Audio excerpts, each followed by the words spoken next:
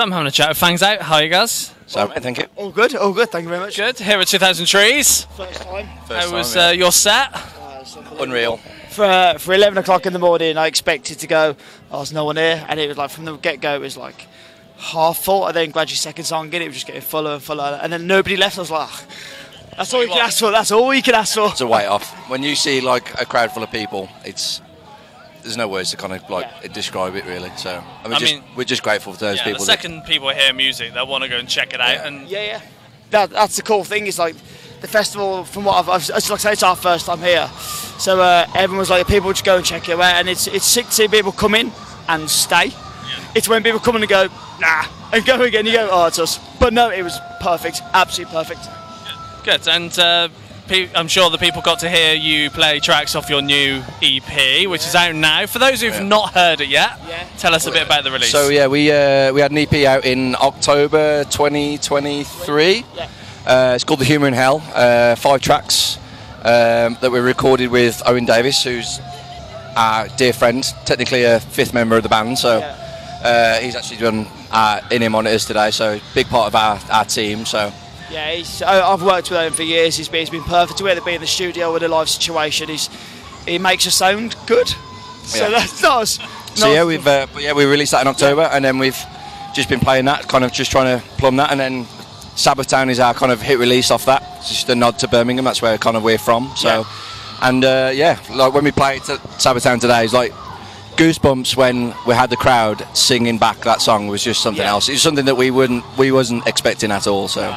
Yeah. It's unbelievable. Like I say, it's different hearing it in Birmingham, but hearing it outside of Birmingham to people you don't know. It's like, oh, yeah, sick.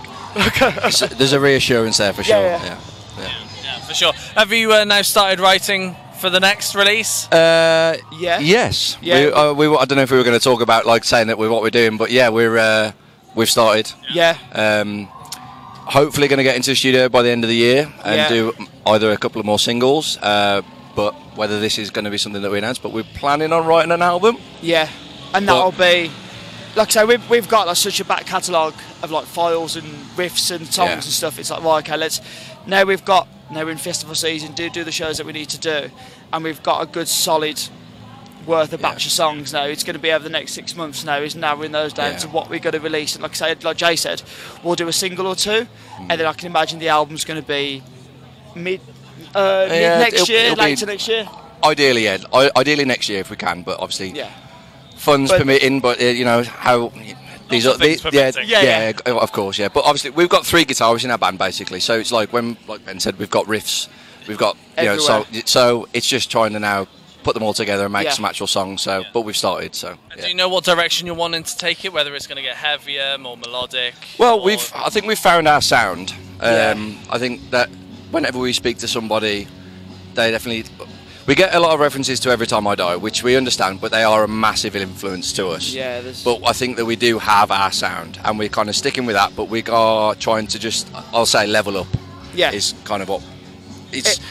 We'll leave it to everybody. Everybody's got an opinion, and they can tell us what they think it's going to be like. But yeah, we just want to kind of level up our skills and our performance as a band and stuff like that, and kind of like just move forward. Yeah. So it's a case of the heavier stuff is heavier. And the more commercial choruses are more commercial. I just dropped my beer. So it's like it's like I said, Jay said, we've got our sound, and then it's just escalated our sound to another. And every single release we've done so far, me personally, I'm more proud of every single record we do just for experience. And we've all been in bands for years and stuff, so it's good, it's cool. Nice. And with the writing side of things, how do tracks normally start off for you guys?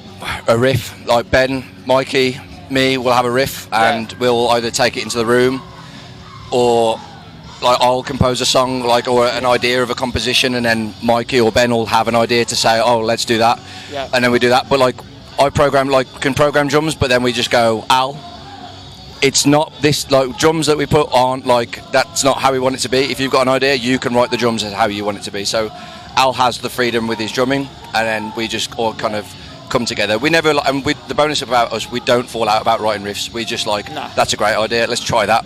But we try it first, and then if it doesn't work, we go, okay, let's move on. Yeah. And then that's for all of us, whether it's my idea, Jay's idea, Mike's idea, or even Al's got an input to a degree, as much as he doesn't play guitar, he can listen to something and go, oh, that's sick, or we go, oh, it's crap. And you kind of go, okay, that's fine. If we're not all in agreement, but it's quite, I don't want to say an easy process, because writing songs is not an easy process, but compared to what I've done in the past, it's relatively easy. It's like we all know the sound, and the sound is all four of us putting our minds together, so it feels quite naturally. It's easy for us because we all agree.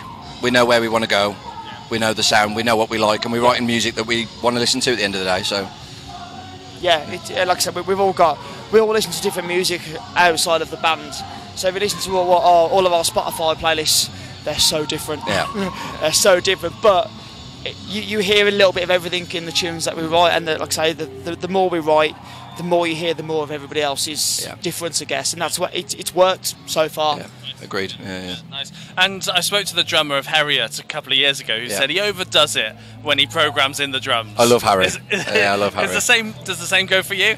No, so I cheat with programming drums. I've got it's like a MIDI pack where I just literally drag and drop beats in, and it's like they're either half time, quarter time, like, you know, I'll just drag and drop, and if it's the feel of that, and that's why I say to Al, it's not gospel, so it's just an idea of the flow and the feel of the song for me. So, but even the difference between a record and doing live, if you hear our records and hear us live, I'm very guilty of adding little noodles throughout the song. So from when the song starts in a studio or in a lockup or wherever it is to what you hear live, it's the same song, but it's constantly escalating to a live scenario. We don't just want to play what we put on the record. We kind of want to embellish on what we've already done. You know, so the imperfections make it the perfections in a live situation. If you want to listen to a record, you listen to a record at home. You want to hear, and me personally, anyway, I want to hear the imperfections live as well as.